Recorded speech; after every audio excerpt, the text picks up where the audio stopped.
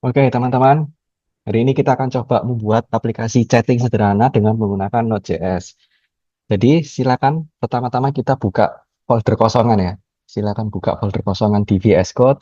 Di sini contohnya saya buka folder namanya Node Chat App ini, dibuka di VS Code. Tampilannya kosongan, jadi seperti ini, nggak ada tampilan apa-apa. Kemudian dibuka terminalnya di VS Code, seperti ini.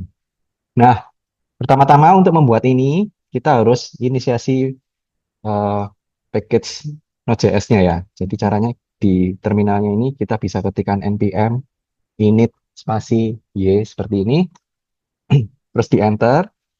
Nah, nanti kalau sudah akan membuat package JSON seperti ini. Package JSON ini adalah metadatanya untuk node modules yang kita buat. Jadi aplikasi chattingnya kita ini metadatanya apa aja seperti ini. Ada di sini ya. Misalkan nama aplikasinya, versioning, description, dan seterusnya. License kalau perlu ya. Ini hanya sekedar metadata saja ya, seperti itu. Nah, untuk mempersingkat kerjaan kita ya, jadi kita akan pakai library di sini. Terutama library-nya adalah library untuk membuat WebSocket ya, WebSocket antara klien dan server. Chattingnya nanti pakai WebSocket, jadi kita mau install dulu library-nya. Jadi untuk install library di Node.js itu pakai npm install seperti ini ya, ketikkan aja di apa terminalnya ini seperti ini. Jadi kita install yang socket.io ini untuk web server, kemudian kliennya pakai socket.io client seperti ini. Kemudian kita juga akan butuh library untuk ngambil inputan dari user ya. Karena nanti kita chattingnya ini sederhana aja, kita jalankan di terminal gitu. Jadi kita harus masukkan ambil inputan dari terminal seperti itu dengan menggunakan readline. Seperti ini di enter aja. Kalau sudah di enter nanti dia akan download library-nya ya. Download library-nya. Nah, kita nginstal library ini sebagai dependency ya.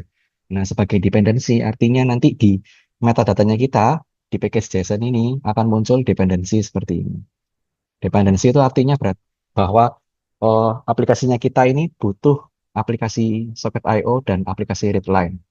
Kalau aplikasi ini dihapus, maka ya program kita juga nggak jalan gitu ya. Seperti itu. Nah, selain itu juga nanti yang barusan kita download tadi, diinstalnya di mana? Nah, diinstalnya adalah di folder node modules ini ya. Nah, jadi seluruh dependensi itu akan masuknya ke folder node modules. Ini auto generated ya. Jadi waktu kita tadi npm install, dia akan auto generate folder namanya node modules ini. Oke, jadi itu aja untuk setupnya. Nah, sekarang kalau mau chatting kita butuh server dan butuh klien ya kan. Nah, pertama-tama kita buat yang servernya dulu aja ya. Jadi silakan dibuat file baru namanya server.js ya. Terus kita ketikkan seperti ini ya. Jadi kita pakai HTTP dulu. HTTP ini server bawaan dari Node.js ya. Seperti ini. Jadi kita inisiasi library-nya seperti ini. Kemudian socket.io kita panggil ya. Kita masukkan seperti ini. Jadi require ini untuk ngambil modulnya yang sudah ada dari Node.js kita mau pakai di programnya kita. Seperti itu. Kemudian kita buat instance servernya.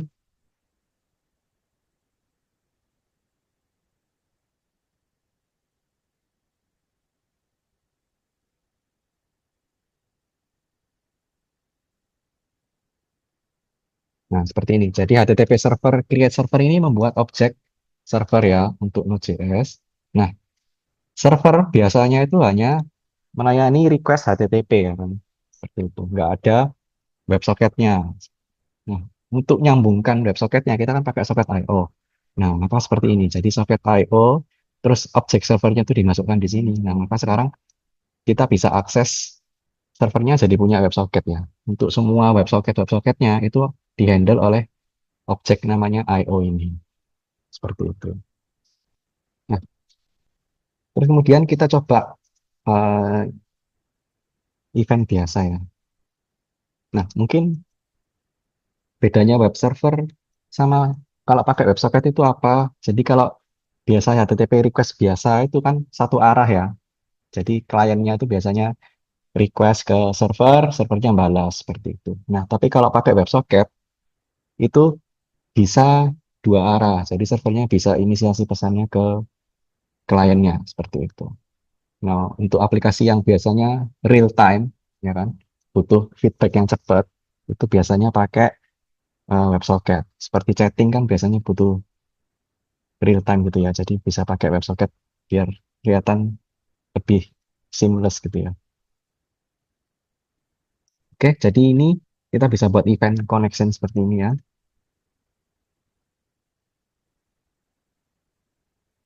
Nah, ini apa? I/O on connection ini artinya adalah event ya. Jadi on connection berarti kalau ada koneksi baru, maka event ini akan ke-trigger gitu ya. Jadi konsol kita print aja, kita coba misalkan klien seperti ini.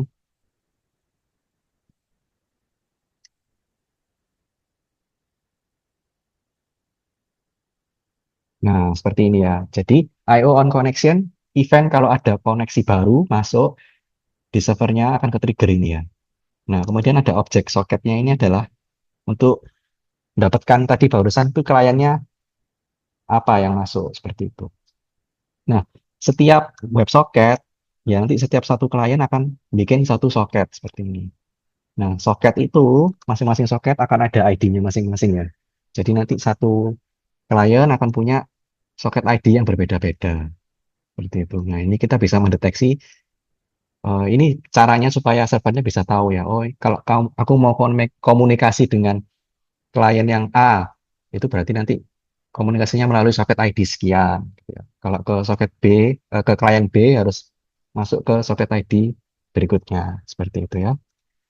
Kita bikin eventnya seperti ini, terus nanti kita coba. Nah, tapi ini servernya belum jalan ya. Nah, kita buat dulu, kita buat codingnya untuk ngeran servernya. Untuk ngeran servernya sama seperti ngeran server web server pada umumnya ya. Jadi caranya seperti ini, kita buat konsol log aja.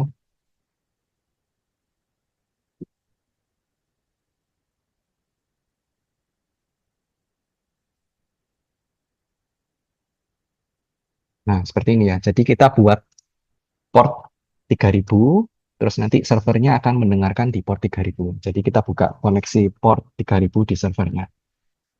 Oke, jadi sementara seperti ini dulu, kita coba jalankan ya. Coba. Jadi jalankannya adalah node server.js. Seperti ini, harusnya akan keluar. Nah, server running on port 3000. Oke, servernya sudah jalan, sudah mendengarkan di port 3000. Sekarang kita coba kliennya ya. Nah, untuk klien, kita tentu saja harus buat file baru ya. Jadi silakan buka bikin file baru, klien JS. Nah, terus kita codingkan kliennya. Oke, untuk klien kita pakai WebSocket juga, pakai socket I/O juga. Cuman sekarang perhatikan di sini bahwa dia beda ya. Dia pakai yang socket I/O dash client, ya kan? Kalau server itu pakai yang socket I/O aja, seperti itu. Jadi bedanya di situ. Tapi sebenarnya sama-sama library-nya socket I/O, cuman dibedakan yang server sama yang klien, seperti itu.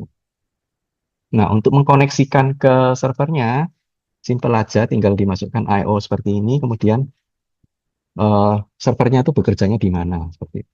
Karena kita local host, ya kan?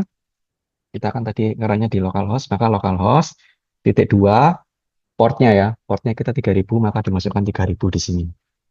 Oke, kita coba sekarang mengoneksikan kliennya ke servernya ya. Jadi seperti ini caranya, kita buat seperti ini. Solo.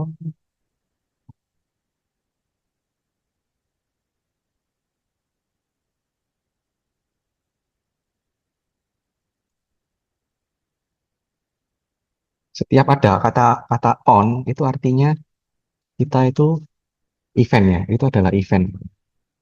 Jadi ke-trigger kalau dia melakukan dapat event itu.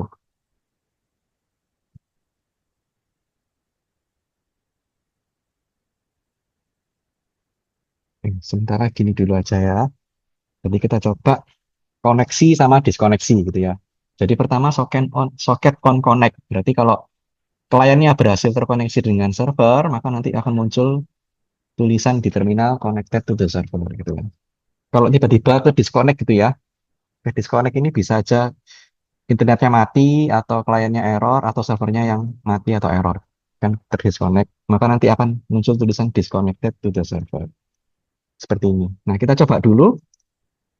Kita pertama-tama jalankan servernya ya. Jadi load server JS dijalankan lagi. Nah, untuk ini kita butuh dua terminal ya kan. Satu menjalankan server, satu menjalankan klien. Nah, di VS Code ini bisa di split terminalnya di sini, diklik ya. Nah, ini ada split terminal, kita bisa masukkan di sini. Nah, sekarang yang kiri adalah server, yang kanan adalah klien. Jalankan kliennya, tinggal ketikkan node spasi klien JS. Di enter, nah maka langsung di sini ya muncul ya. Jadi kan tadi kliennya socket on connect, muncul tulisan connected to the server. Di servernya, tadi kalau nerima koneksi akan ngeprint socket ID-nya. Nah, maka di sini kelihatan ya, socket ID-nya adalah angka random, nggak jelas ya, angka ya string random nggak jelas gitu. Intinya unique ID string gitu lah.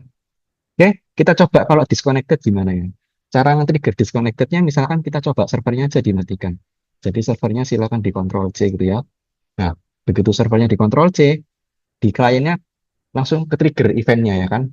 Kalau ada disconnected, maka nanti muncul tulisan disconnected to the server. Seperti itu. Jadi muncul tulisan disconnected to the server. Oke, jadi seperti itu aja. Kliennya juga sama, kalau mau exit di Ctrl C aja. Oke ya, jadi klien dan server sudah bisa terkoneksi. Nah, sekarang kita coba kliennya ngambil inputan dari terminal. Gitu ya. Kita coba tambahin lagi ngambil input dari terminal. Nah, di sini kita pakai library-nya readline dari JavaScript, dari Node.js, sorry. Kita panggil aja readline seperti ini. Nah, terus kita bikin ya objeknya. Inisiasi readline-nya tuh seperti ini. Kita harus bikin interface ya, teman-teman ya. Terus yang parameter ini objeknya JavaScript ini adalah parameternya. Dia mau seperti apa.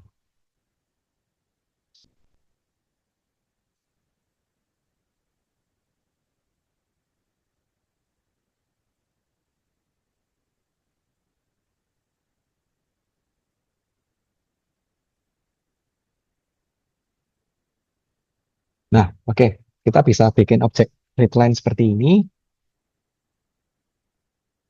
Ini adalah create interface ya. Jadi kita nentuin dulu ini nanti kita ngambil inputnya dari mana, terus kita mengeluarkannya dari mana gitu kan. Jadi input outputnya kita ketikan proses std in, std out ini standarnya ya.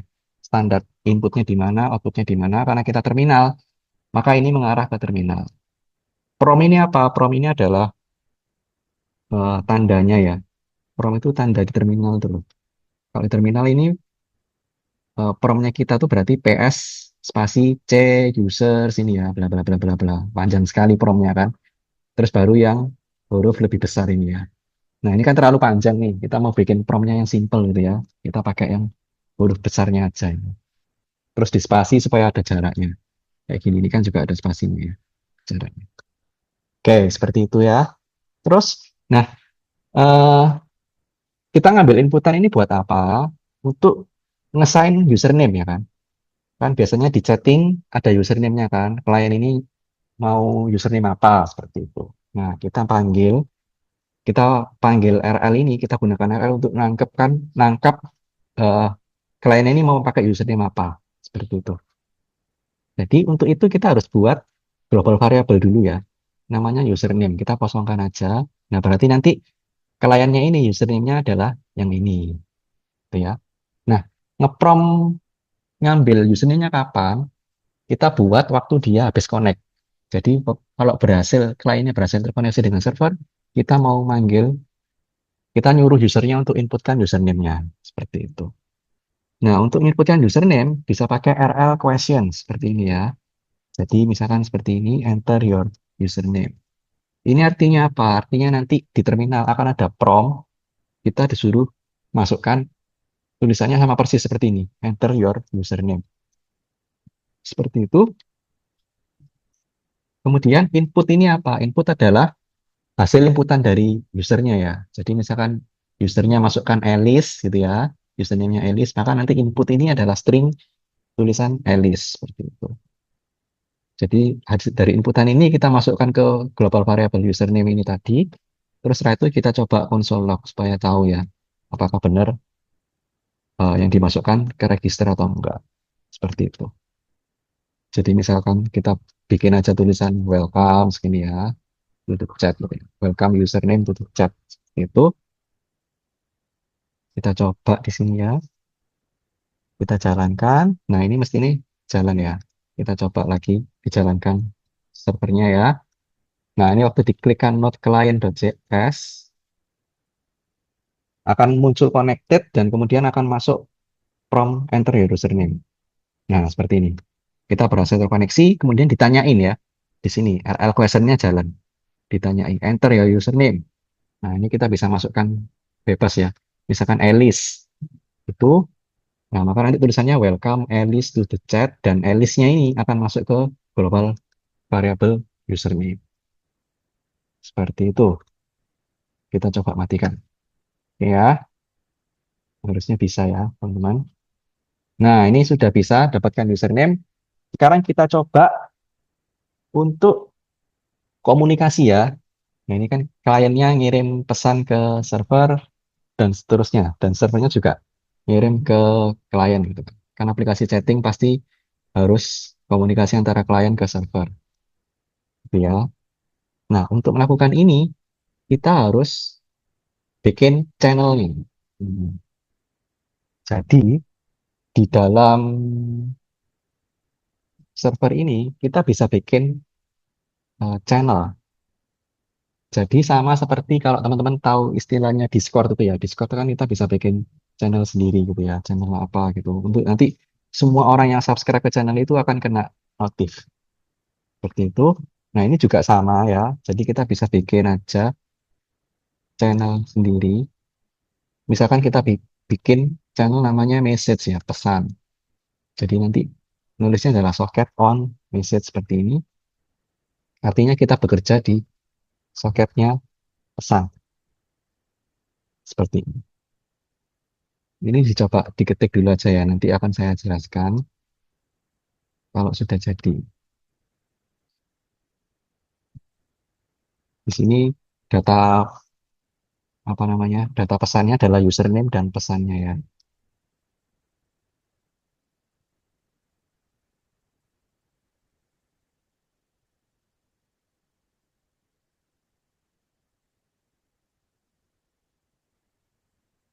Hmm. Ini yang di klien di servernya seperti ini. Kita buat yang di kliennya juga. Yang di kliennya adalah di sini ya. Jadi waktu setelah masukkan username-nya, dan nanti setiap pesan yang di enter ya, itu akan ke trigger di sini ya.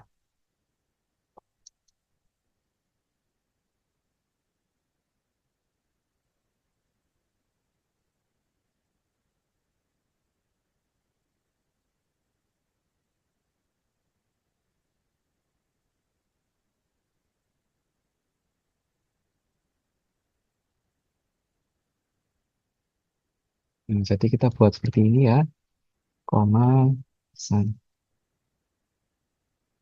Nah, saya tambahin baru ya. Kalau tadi RL question itu kan berarti nanti muncul tulisan di terminalnya. Enter ya username sesuai ini kan. Kemudian input dari user akan masuk ke sini. Nah, sekarang ada RL online. Nah, RL online berarti kan on itu berarti event ya.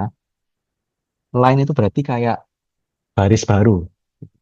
Artinya apa? Artinya setiap user menambahkan baris baru, yaitu dalam tanda ini adalah kalau mau menambahkan baris baru ya apa? Ditekan enter ya kan. Nah, artinya adalah setiap kali usernya nge-enter ya, maka kita akan ambil inputnya. Inputnya di sini kita namain jadi message gitu ya. Nah, kemudian kita trim dulu, pesannya di trim. Di trim itu berarti kalau ada spasi di depan ataupun di belakang pesannya itu dihapus ya. dirapiin gitulah. Jadi spasinya biar dihapus, di print, kemudian baru kita kirim ke server. Nah, kirim ke servernya yaitu dengan menggunakan emit ya. Emit itu kan ya memancarkan gitu ya, atau ngirim pesan lah, apa gitu. Nge-broadcast pesannya juga bisa. Emit dikirim ke server. Kok tahu ini kalau server? Soalnya kan soketnya ini sudah dikonekkan kan di atas ini. Soketnya adalah localhost 3000, ya kan? Nah, masalahnya sekarang harus di-broadcast kemana?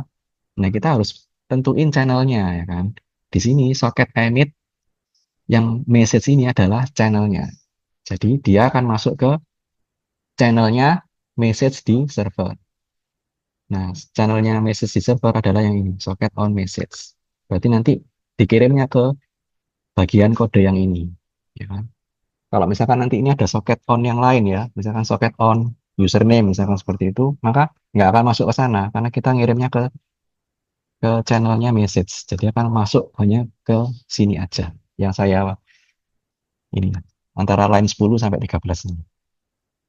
Oke ya, gitu ya. Yang dikirim adalah apa? Jadi yang string argumennya kan dua ini, emit. Yang argumen pertama ini adalah channelnya, yang berikutnya ini data yang dikirim apa. Nah, di sini kita ngirimnya objek ya, JavaScript objek, yaitu username dan pesan, message. Username-nya adalah username ini ya, pesannya ya yang di-input, yang di-enter tadi, pesannya sebelum di-enter. Oke, kemudian akan masuk ke sini ya, masuk ke sini. Nah, masuknya adalah dalam data. Jadi data tadi isinya adalah objek. Jadi kita uraikan lagi bisa seperti ini. Nah, kemudian kita emit lagi. Emit lagi adalah di broadcast kembali ke klien, gitu ya. Jadi cara kerjanya aplikasi chatting, misalkan kalau Budi chatting, Elis aja, ya. Elis chatting ke Bob, itu sebenarnya nggak langsung Elis langsung ngirim ke Bob, enggak ya. Jadi pasti melalui server. Jadi Elis ngirim ke server dulu, kemudian servernya baru ngirim ke Bob, seperti itu. Jadi sama, jadi seperti ini kita bikin, misalkan ini Elis ya, Elis ngirim pesan, di enter, akan masuk ke server di sini. Nah, terus harus dikembalikan lagi ya kan, dikembalikan lagi ke klien supaya bisa nyampe ke Bob dan masuk ke yang lainnya juga. Seperti itu. Oke, sudah ngirim, sudah sampai ke server ya. Terus ini dikembalikan kembali ke klien, tapi di kliennya belum ngambil ya, belum bisa ngambil pesanannya tadi, pesan yang dikirim server. Nah, oleh karena itu kita harus bikin event lagi di sini. Jadi sama seperti server tadi buka event channel message, di sini juga klien harus bikin bukaan channel message ya. Seperti ini. Jadi kita buat aja seperti ini, misalkan kita buat sederhana aja dulu ya. Misalkan ini console log,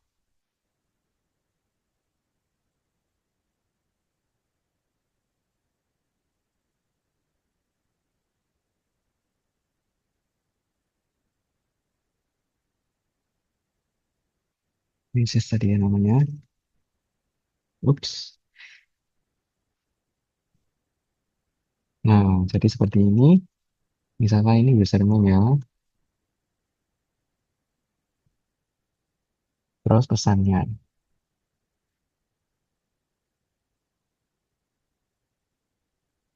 Nah, seperti ini. Jadi nanti habis dari server, IO emit message. Berarti ini akan masuk ke sini, socket on message. Sama ya. Tadi di sini emit, ya kan? Socket emit message. Keterimanya di mana? Keterimanya di socket on message. Sama juga. Sekarang dari server ke klien, IO emit, masuknya di klien adalah masuk yang di bagian kode bagian socket on message. Seperti itu. Jadi tinggal dilempar balik aja sebenarnya. Datanya dilempar ke server, terus dilempar balik ke klien. Datanya adalah username dan pesannya ya. Terus kita console log di kliennya, yaitu username, titik dua, pesannya apa. Oke ya, kita coba aja. Jalankan servernya, jalankan kliennya. Enter username, misalkan Alice gitu ya. Welcome Alice to the chat. Misalkan kita ngetik hi, gitu ya. Nah, ini tadi kita ngetikkan hi, terus masuk ke server ya kan. Terus dilempar balik ke klien, yang di klien ditampilkan di terminalnya adalah username titik dua pesannya. Berarti di sini Alice, ya kan? Karena kita username-nya Alice, Alice titik dua pesannya. Pesannya barusan tadi kita hai. Nah, ini akan kelihatan jelas kalau kita pakai dua klien ya. Kalau mau pakai dua klien, kita bisa split terminal lagi. Nah, sekarang kita punya tiga terminal, server, klien Alice, yang ketiga ini misalkan kita jalankan klien Bob. Enter ya username, masukkan Bob gitu ya. Nah, Bobnya sudah join chat, terus sekarang misalkan Hai Alice. Bobnya ngetikkan Hai Alice, maka sekarang muncul tulisan Bob titik dua Hai Alice di sini ya. Seperti itu ya. Oke, jadi sekarang di Alice juga muncul pesan dari Bob. Bob titik dua Hai Alice. Seperti itu. Nah, tapi sekarang kan kedobelan ya kan. Kalau Bobnya ngechat, dia juga terima lagi hasil chattingannya. Sama juga ini kalau misalkan Alice-nya bilang selamat datang, di enter. Nah, pesanannya selamat datang ini masuk ke Bob dan masuk juga ke Alice ya. Karena kita tadi broadcast, apanya nge-broadcast. Nah, kita nggak mau ini ya. Kan ngapain saya nerima pesan yang saya kirim kan? Alice ngapain nerima pesan yang Alice kirim kayak gitu. Nah, ini harus diedit dulu ya. Jadi kliennya bisa diedit supaya nggak usah nampilin kalau misalkan aku yang ngirim. Seperti itu. Jadi gimana caranya? Caranya adalah kita bedakan ya username-nya ini kita beri nama misalkan sender username.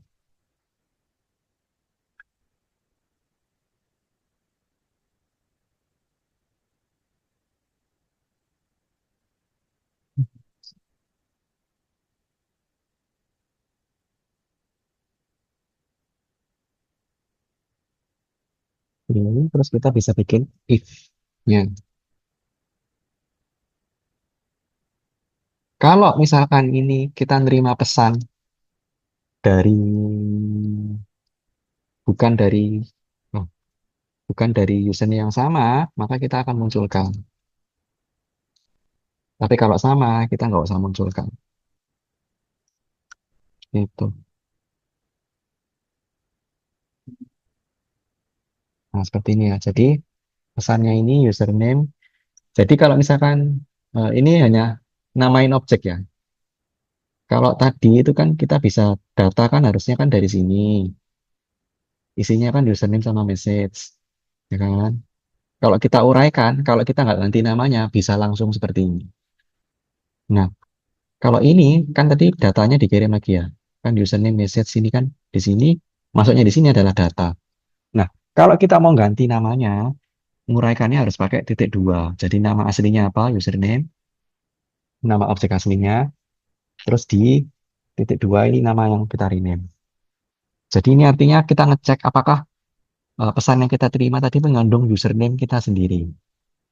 Kalau bukan username kita sendiri ya, kalau bukan username kita sendiri, maka kita tampilkan di konsol log. Tapi kalau username kita sendiri, kita nggak usah menampilkan. Jadi kita nerima pesan tapi nggak muncul di terminal, supaya nggak kedobelan seperti kasus yang ini ya. Seperti itu.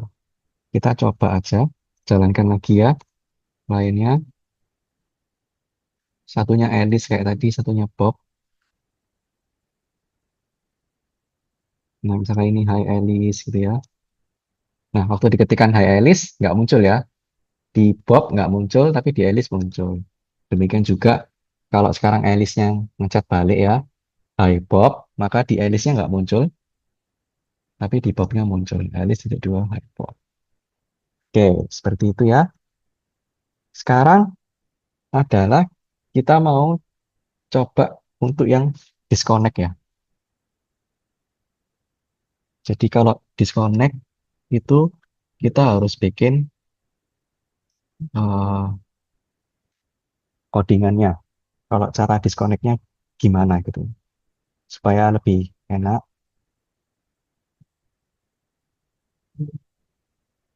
Nah, kalau misalkan disconnect, kliennya mau disconnect, ini kan coba teman-teman kliennya ini dikontrol C gitu ya. Itu nggak enak ya. Harus dikontrol C dua kali baru keluar gitu kan ya. Terus kemudian, kalau ini saya jalankan, kan connected. Saya jalankan connected, tapi kalau misalkan servernya saya matikan, ini tulisannya disconnected to the server, tapi servernya kliennya nggak mati juga ya. Nah, kita mau kalau servernya mati, misalkan kliennya juga ikut mati, misalkan seperti itu, biar enak kalau ngetestingnya. Nah, kita bisa buat di servernya kita ganti ya, IO connection, kemudian kita bikin event on disconnected.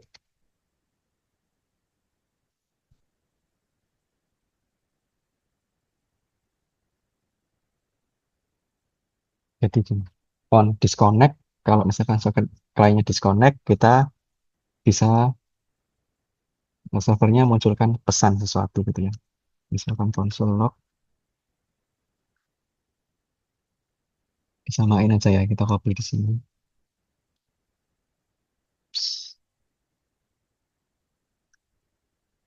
Nah, sekarang kita ganti disconnected.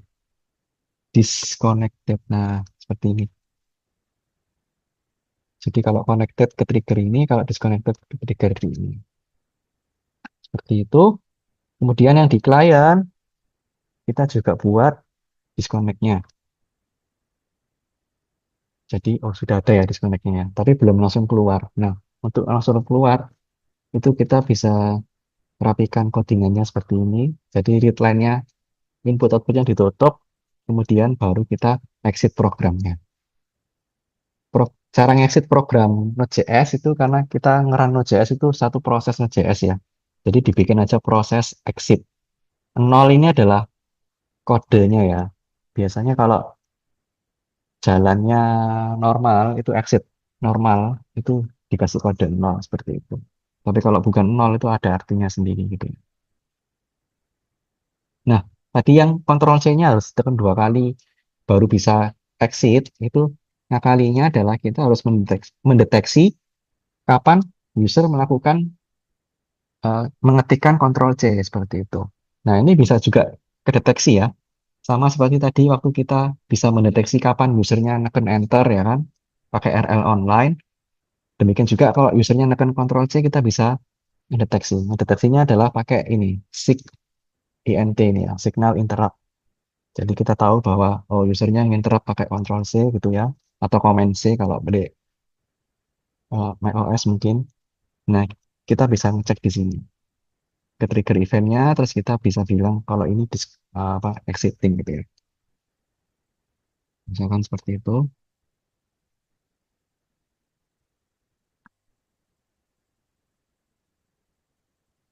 Ini terus soket disconnect.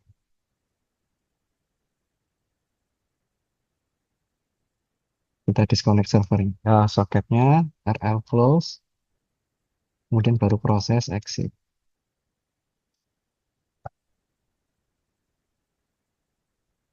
Oke, ini artinya kita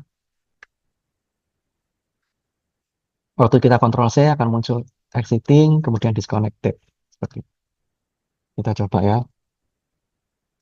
C, jalankan Alice gitu ya. Di enter, di control C, nah langsung exiting, ya kan? Di sini, terus waktu disconnect, ke trigger disconnected, tulisan disconnected to server keluar, di servernya juga keluar klien bla bla bla ini disconnected. Seperti itu. Kita coba lagi, jalankan ini, Alice lagi.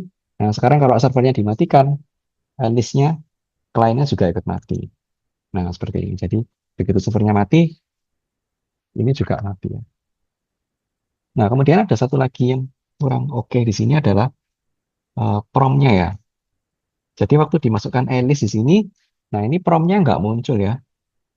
Prom yang ini nggak muncul gitu kan ya. Nah, cara munculkannya adalah kita pakai RL prom. Seperti itu ya.